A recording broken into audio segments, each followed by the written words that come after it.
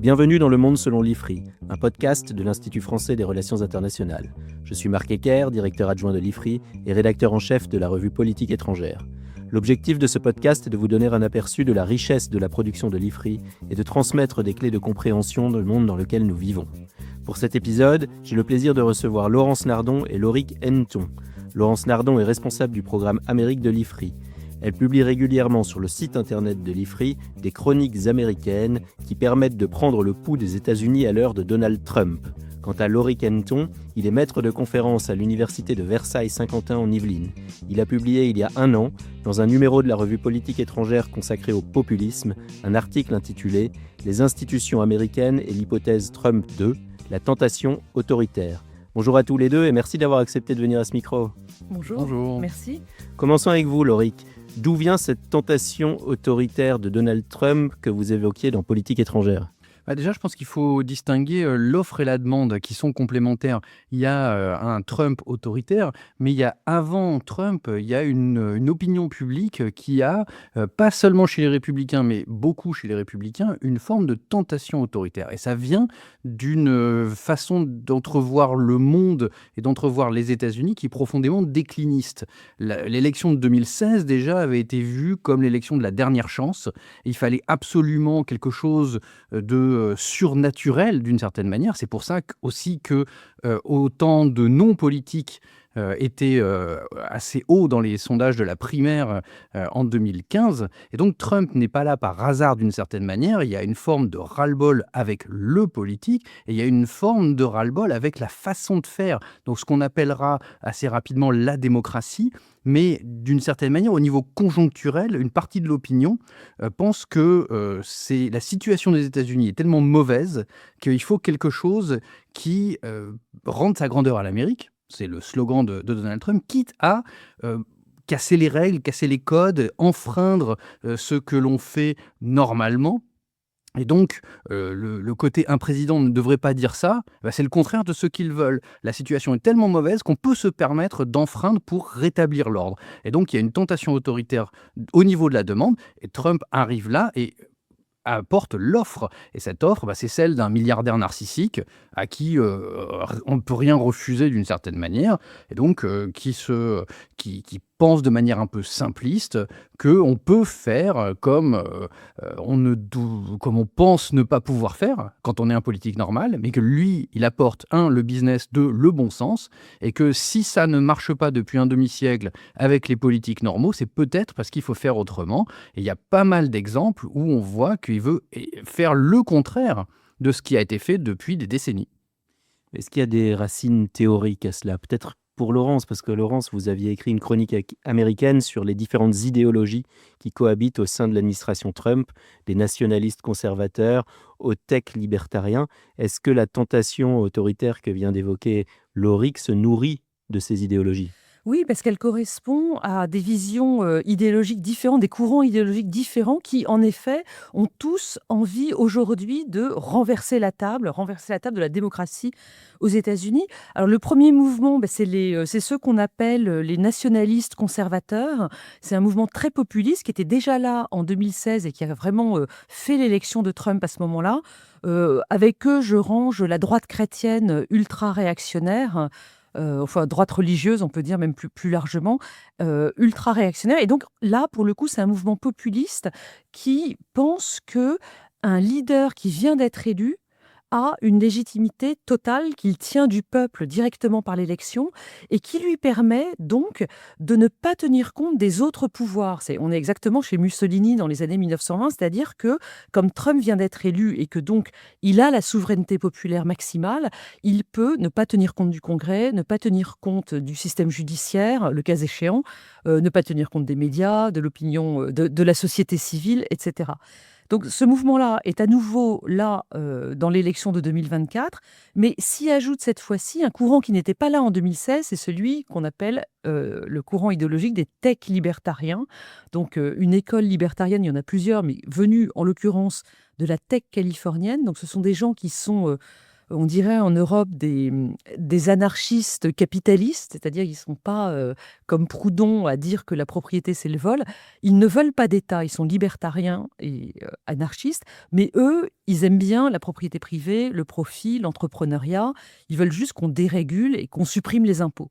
Donc ce mouvement-là, cette fois-ci, est très présent autour de l'administration Trump 2 et avec un point d'interrogation, puisque nous enregistrons cet épisode le 7 avril, quelques jours après le fameux Liberation Day, pendant lequel Trump a annoncé des tarifs douaniers délirants sur de nombreux pays du monde.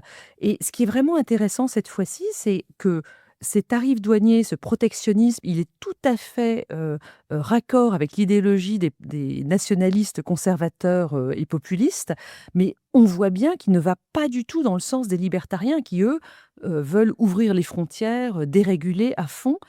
Et on pourra peut-être se reposer la question tout à l'heure avec Lauric, mais ce qui est très étonnant, c'est de voir leur silence la semaine dernière, un silence gêné, un silence peut-être sidéré, alors qu'on voit bien que les tarifs ne doivent pas leur plaire. On reviendra sur la question des droits de douane ultérieurement sans doute, mais j'aimerais un peu creuser cette question de l'autoritarisme parce que ce que vous venez de dire sur les libertariens, les tech libertariens, va assez mal avec la tentation de l'homme fort.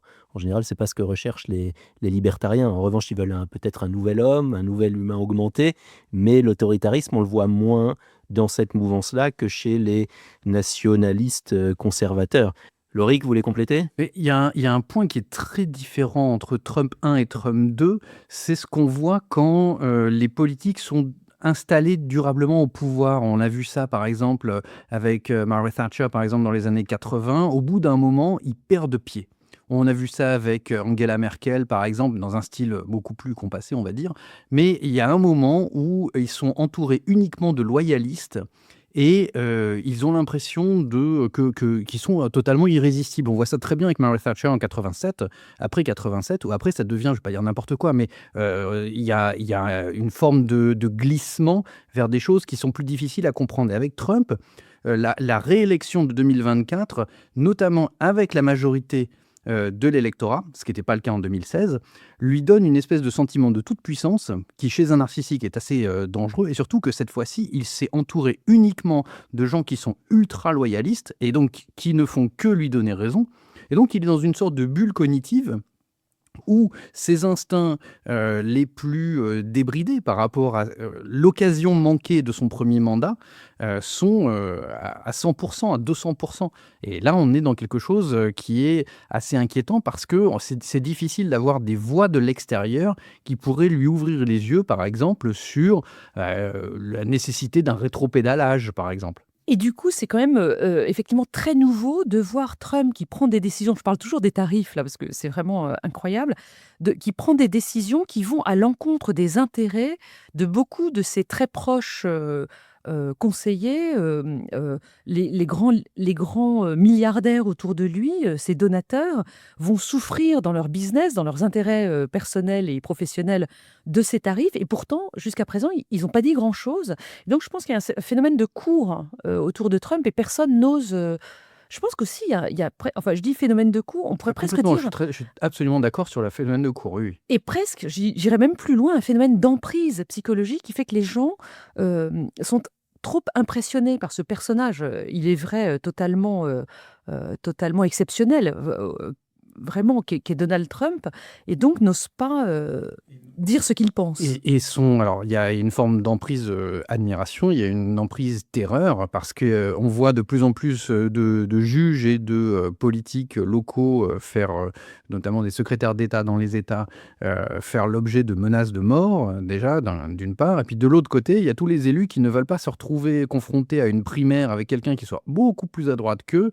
Et donc, ils sont terrorisés par la meute, d'un côté, notamment en ligne, et puis les conséquences électorales d'une possible opposition, fût-elle très douce, très modérée. Allez, Laurence. Sans parler du secteur privé, on a tous été témoins ces derniers jours de ce cabinet d'avocats new-yorkais qui a été menacé par Trump et qui n'a pas osé résister. En basse campagne. Absolument. Alors Je sais pas, ouais. vous êtes tous les 2 placés sur le terrain de la psychologie. Laurence en évoquant le phénomène sectaire, Lauric en parlant de narcissisme. La tentation autoritaire, est-ce que c'est un phénomène psychologique ou est-ce qu'il y a aussi des racines vraiment idéologiques? Est-ce que Trump pense, justement aux années 30 qui ont été évoquées par Laurence? Est-ce qu'il a ce type de référence? Ou est-ce que, dans le fond, c'est une sorte d'ego politique? Ah, moi, je suis beaucoup plus partisan de la théorie de l'instinct, en fait.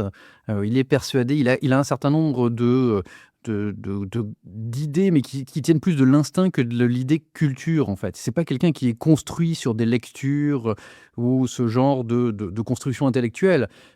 Donc, c'est beaucoup plus, quand je parlais de bon sens tout à l'heure, il a une conception historique qui est assez floue, donc c'est pour ça aussi qu'il fait des réponses aussi vagues quand il est confronté aux journalistes. On le voit, par exemple, quand il reçoit des homologues ou quand il est tous les jours face à la presse, et il fait des réponses qui sont d'une imprécision absolument phénoménale parce qu'il est incapable de répondre précisément à ce genre de questions. Alors, il botte en touche, il dit oui, on verra, ou alors il fait des réponses qui sont complètement à côté de la plaque, et il n'y a pas de reprise. C'est ça qui est le plus problématique, c'est qu'il n'y a pas de reprise de la presse en disant, par exemple, qu'est-ce que vous voulez dire? Vous pouvez donner des chiffres. Non, non, c'est toujours extrêmement vague, parce qu'il n'y a aucune construction intellectuelle chiffrée ou historique ou philosophique derrière tout ça. C'est de l'instinct pur. Oui, il se prête beaucoup plus au jeu des médias que Joe Biden, par exemple. Il a dit, je ne sais pas si c'est vrai, au début de son deuxième mandat, Donald Trump, qu'il avait répondu en quelques jours à plus de questions de la presse que Joe Biden en 4 ans.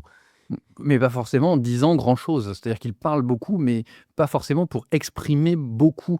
Il y a jamais de chiffres, ou alors quand il y a des chiffres, on l'a vu avec les tarifs douaniers, ils peuvent être assez déconcertants, on va dire ça comme ça. On ne sait pas exactement d'où ils sortent, et quand on l'apprend, on tombe de haut, hein. Donc, il parle beaucoup, mais pas forcément pour signifier énormément. Alors quand on a un personnage comme ça, évidemment, on se demande quels sont les contre-pouvoirs, et c'est un point justement, Lauric, que vous évoquiez dans votre article de politique étrangère. Vous mentionniez alors qu'il y aurait de possibles contre-pouvoirs, mais maintenant les républicains ont en fait la majorité dans les 2 chambres, dans une certaine mesure, et ils ont aussi la main sur la Cour suprême. Certains observateurs ont appelé cela le quadrifecta. Donc qu'est-ce qui reste de ces contre-pouvoirs? Mais alors, il y a 2 niveaux. Il y a les, contre-pouvoirs institutionnels dont on a parlé. Alors, l'article que j'avais écrit, c'était en 2024, donc c'était avant qu'il soit élu. Donc c'était quels étaient les possibles contre-pouvoirs s'il était élu. Une des questions qu'on s'est longtemps posées, c'était de savoir si finalement la Chambre allait basculer côté, républicain ou, côté démocrate. Et là, c'est un contre-pouvoir qui est important, et notamment dans la perspective des prochaines élections de mi-mandat, pour les questions budgétaires. Là, la question ne se pose pas. Donc, ce qui reste, c'est le pouvoir judiciaire. Et pas forcément la Cour suprême, parce qu'elle est quand même globalement peu sollicitée, mais les juridictions inférieures, les juges fédéraux en particulier, qui tiennent lieu de dernier rempart institutionnel. Mais, comme Laurence y faisait allusion, ce qui est le plus inquiétant dans ce début de mandat, c'est les coups de pression, l'intimidation des cabinets d'avocats, parce que si les cabinets d'avocats ne se saisissent plus des affaires, ils ne les apportent plus devant les juges. Les juges sont un rempart, mais pour qu'ils puissent être un rempart, il faut qu'il y ait une affaire. Donc, il faut qu'il y ait une plainte, et pour ça, il faut qu'il y ait un cabinet d'avocats. Et donc, déminer le cabinet d'avocats, ça veut dire qu'on empêche le juge de se prononcer. Ça, c'est quelque chose qu'on n'avait pas vu dans le premier mandat. Dans le premier mandat, il y a pas mal de décrets qui ont été bloqués par des juges. Donc ça, c'était vraiment l'épine dans le pied de Trump. Deuxième mandat, pareil, une vague de décrets et un certain nombre d'actions en justice et des juges qui invalident, bloquent, etc. Et donc, le fait de s'en prendre au cabinet d'avocats, c'est en fait s'en prendre au contre-pouvoir judiciaire, mais carrément à la racine de l'affaire. Après, il y a, sans aller dans l'échelon local, l'échelon infra-fédéral, il y a quelque chose d'important quand même à souligner, c'est la société civile. En 2018, Trump avait dû renoncer à sa politique de séparation des familles, pas à cause des décisions de justice, mais parce que ça faisait des mauvaises images et que, il a senti que ça dépassait une certaine limite. Donc là, il y a eu un rare, rétropédalage à cause de l'opinion publique. On parlait des milieux d'affaires, il y a un certain nombre de gens qui murmurent à son oreille, il est plus ou moins réceptif, Elon Musk, peut-être, d'autres. Et puis, le plus nouveau et peut-être, le plus inquiétant, c'est que, qu'est-ce qui pourrait faire changer d'avis Trump? Eh bah, peut-être un certain nombre, d'influenceurs, de podcasteurs, donc c'est pas vraiment la voix de la démocratie, mais c'est, des voix qui sont particulièrement influentes pour lui. S'il perd Joe Rogan, par exemple, là, on peut se demander, s'il ne va pas, par exemple, changer son fusil d'épaule sur les tarifs douaniers ou autre chose. On a vu qu'il y a quelques jours, il avait reçu Laura Loomer, qui est une influenceuse d'extrême droite haute en couleur, on va dire, et qu'à la suite de cette entrevue, il a viré 6 personnes de la sécurité nationale. Alors, il dit que c'est pas tout à fait à cause de ça, mais enfin, elle dit que c'est... Dont le général commandant la NSA, donc c'est vraiment pas rien. Oui, oui. Si cette histoire est vraie, ça montre que les podcasteurs en question ne sont pas nécessairement des contre-pouvoirs, mais peuvent au contraire être dans la surenchère. Oui, mais là, on a vu que, par exemple, Joe Rogan commençait à s'interroger, à s'émouvoir sur les tarifs douaniers, par exemple. Donc, on peut avoir aussi une sorte de levée de bouclier quand Joe Rogan n'est pas content. Joe Rogan, il a quand même énormément d'auditeurs et qui sont un petit peu la base de la Trumposphère. Donc, ça peut aussi créer de la friture sur la ligne et éventuellement entraîner une forme de remise en question. Donc, c'est peut-être aussi là-dessus qu'il faut voir les remises en question et les rétropédalages, mais là on sort des contre-pouvoirs institutionnels et c'est ça qui est problématique. Loïc, vous avez fait une brève allusion aux contre-pouvoirs locaux et ça tombe bien parce que Laurence a publié une chronique américaine sur l'État de New York. Alors Laurence, est-ce que vous pouvez nous expliquer comment l'administration Trump essaye de saper ces contre-pouvoirs locaux à partir de l'exemple de l'État de New York? Oui, l'administration Trump, s'attaque aux États, souvent, curieusement les États démocrates, et l'État de New York est particulièrement ciblé, sans doute parce que Trump habite là-bas, il a sa Trump Tower sur la 5e avenue.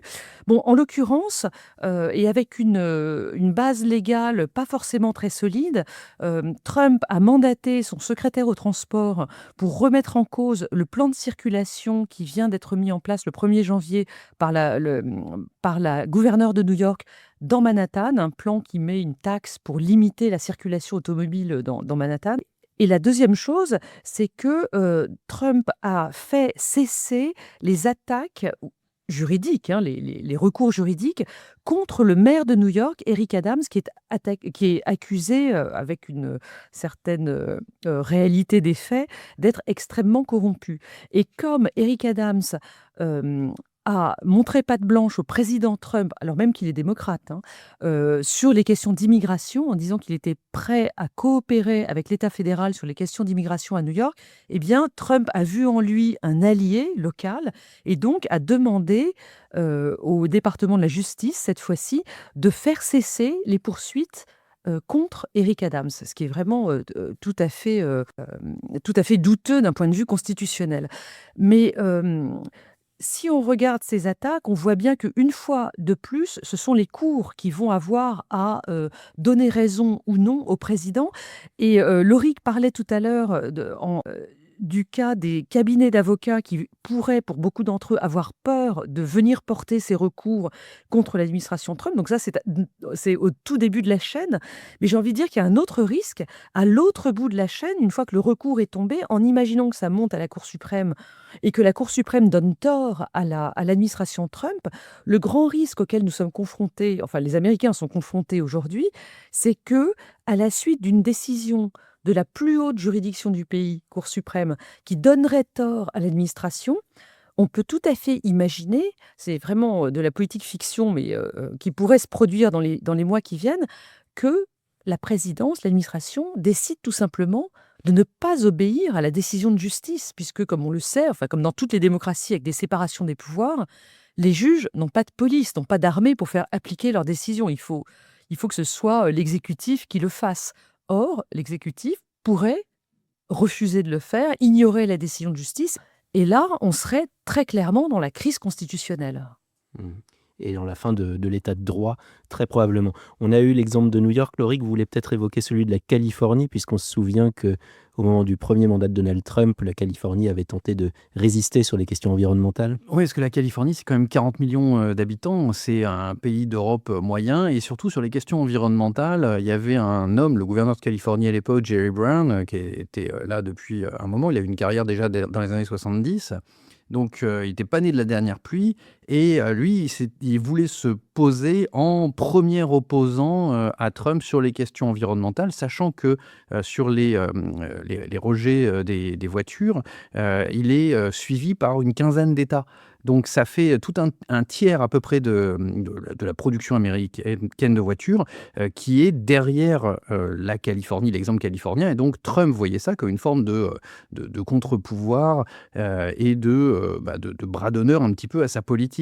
Et pendant le Covid, c'était également New York qui était en première ligne, le gouverneur Cuomo qui était très apprécié pour ses conférences de presse, et il y a eu des prises de bec homériques avec Trump, et justement ce passage où Trump dit qu'il a une autorité totale, et le gouverneur Cuomo de New York lui dit « on a élu un président, pas un roi ».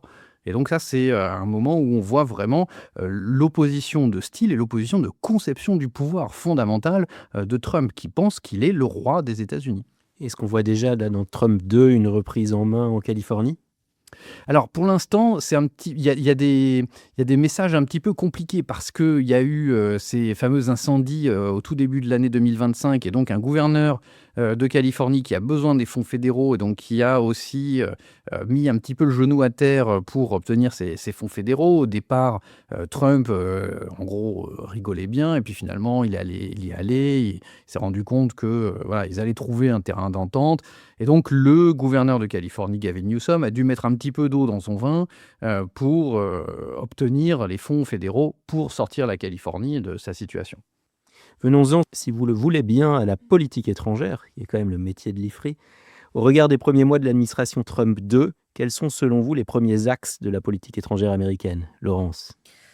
Alors, c'est vraiment un sujet passionnant et puis, bon, certes légèrement angoissant pour le reste du monde. On voit une vraie différence entre Trump 1 et Trump 2 en termes de politique étrangère. Politique intérieure aussi, mais on en a parlé.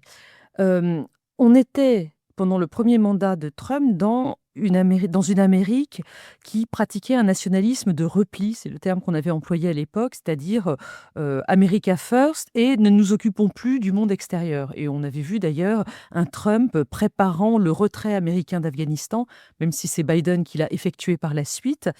Et puis, comme c'était Trump, c'était pas toujours complètement carré, donc c'était quand même lui qui était intervenu pour bombarder la Syrie au lendemain de frappes chimiques, ce que Obama avait refusé de faire. Mais enfin, quand même, globalement, on avait une Amérique qui ne voulait plus jouer de rôle moral dans le monde et qui voulait se retirer et se préoccuper avant tout de la réparation de l'Amérique, le retour à la prospérité des classes moyennes, et tout ce genre de choses très nationalistes. Avec une continuité avec Obama, qui en avait assez des free riders, c'est-à-dire des Européens qui ne payent pas pour leur défense, qui, après Bush, voulaient se retirer parce qu'on ne pouvait pas tout faire. La Crimée en 2014, Obama dit c'est pas notre sphère d'influence, on n'a pas d'intérêts vitaux, donc on n'intervient pas. Et donc il y a une continuité Obama-Trump qu'on a tendance à ne pas vouloir voir pour des questions idéologiques, mais qui sont dans le même mouvement finalement. Oui, d'une réticence à jouer ce rôle dans le monde. C'est vrai. En tout cas, voilà, nous en étions là. Et Biden, d'une certaine manière, a continué cette réticence, même si elle était habillée de grands discours sur le retour d'une Amérique qui prône la démocratie, qui défend la démocratie dans le monde. Et nous voici rendus à janvier 2025 avec un Trump réélu.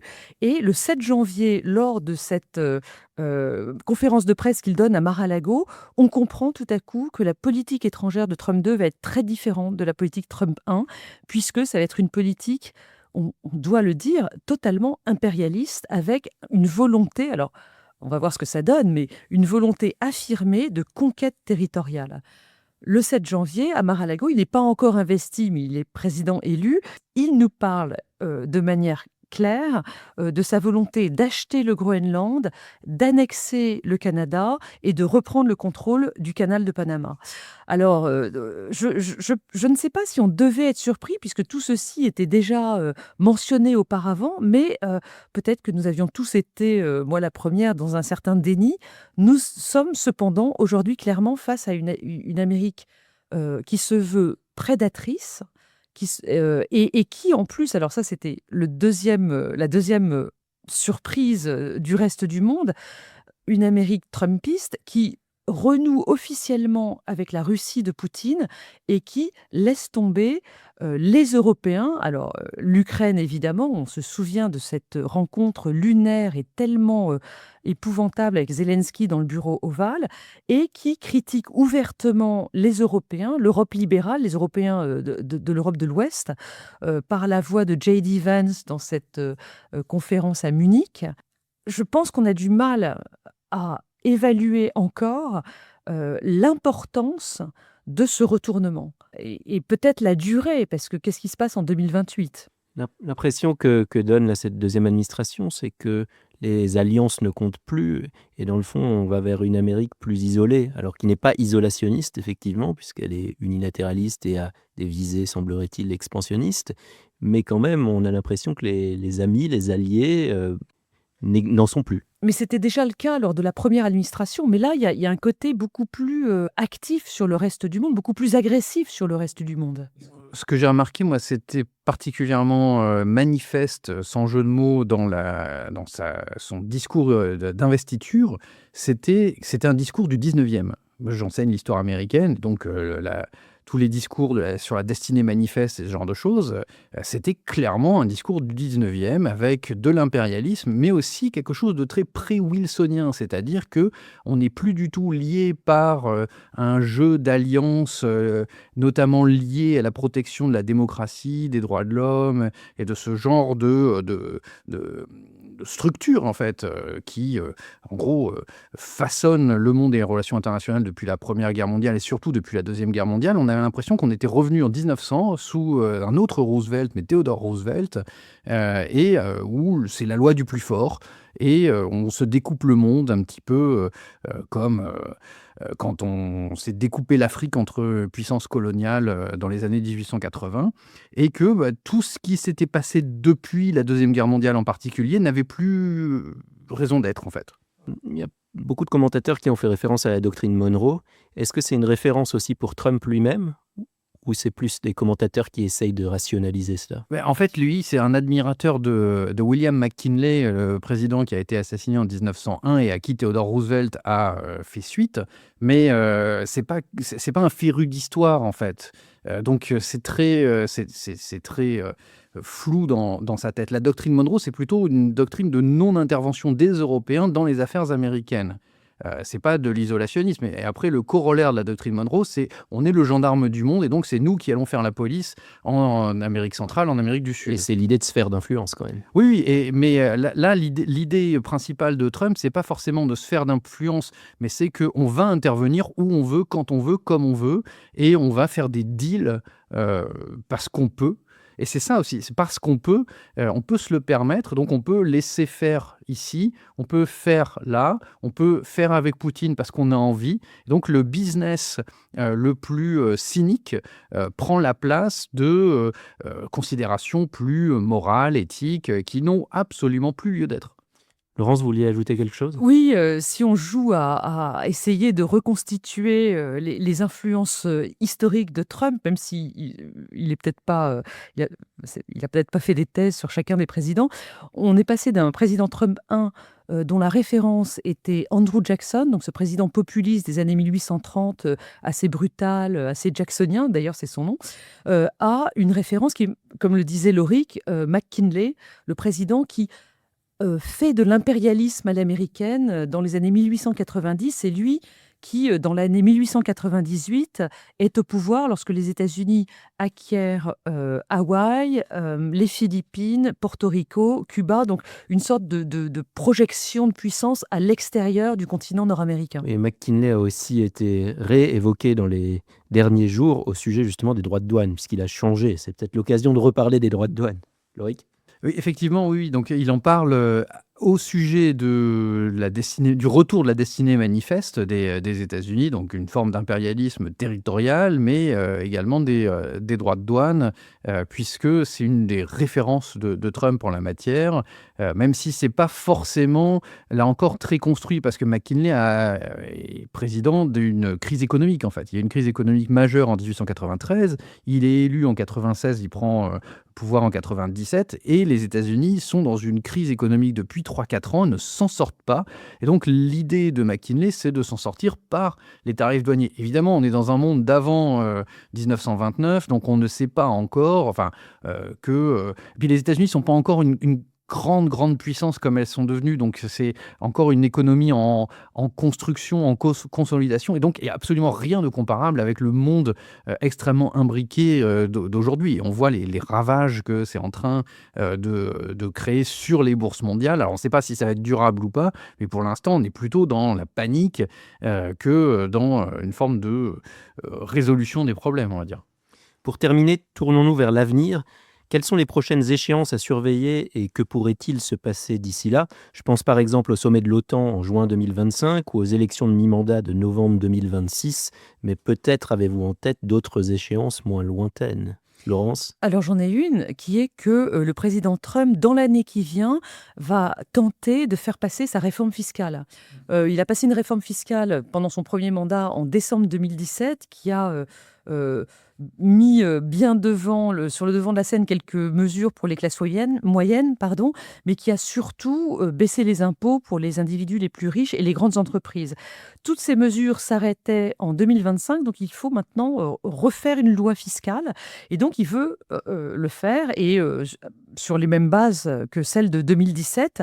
Et pour cela, il va lui falloir le soutien d'un nombre suffisant d'élus du Congrès. Donc on a vu qu'il a la majorité dans les deux chambres, mais au Sénat, il lui faut une super majorité pour passer un texte. Donc ça pourrait être compliqué. Et puis ensuite, évidemment, il y aura les élections de mi-mandat de novembre 2026. Donc ça vient assez vite, 1 an et demi. Là, ça va être intéressant parce que si l'inflation ne s'est pas calmée, si l'inflation a repris, si le prix des œufs continue à augmenter, ça va se voir dans les urnes. Et si le président Trump fait une mauvaise élection de mi-mandat, ce qui est d'ailleurs l'habitude pour les présidents, il aura moins la légitimité populaire que lui donne cette élection de novembre dernier et qui lui permet d'outrepasser les contre-pouvoirs. Donc ça va être très intéressant. Loïc, un dernier petit commentaire? Là, on voit qu'il commence à perdre du terrain dans l'opinion. Les démocrates qui étaient extraordinairement silencieux jusqu'ici commencent à se refaire un petit peu, notamment en organisant des manifestations et en organisant un petit peu des meetings ici et là avec Bernie Sanders, Alexandria Ocasio-Cortez. On voit qu'il y a des élections intermédiaires qui sont très défavorables aux républicains. En 2025, on a une élection en particulier qui est le gouverneur de Virginie, qui est plutôt favorable aux démocrates. Donc ça, ce sera quelque chose qui sera évidemment observé parce que c'est la seule élection du moment. Et puis, il y a toute cette route vers les midterms de 2026 qui sont généralement défavorables au pouvoir en place. Et on a un précédent intéressant avec 2018 qui était une grosse victoire pour les démocrates et donc la restitution d'une forme de contre-pouvoir, notamment à la Chambre, et une grosse épine dans le pied de Trump au niveau budgétaire. Bien, Laurence Nardon et Laurie Kenton, merci beaucoup d'avoir participé à ce podcast. Chers auditeurs, je vous recommande vivement de lire leurs publications dans la revue Politique étrangère et sur le site de l'IFRI. Par ailleurs, n'hésitez pas à suivre l'Institut français des relations internationales sur les réseaux sociaux. À bientôt pour un prochain épisode.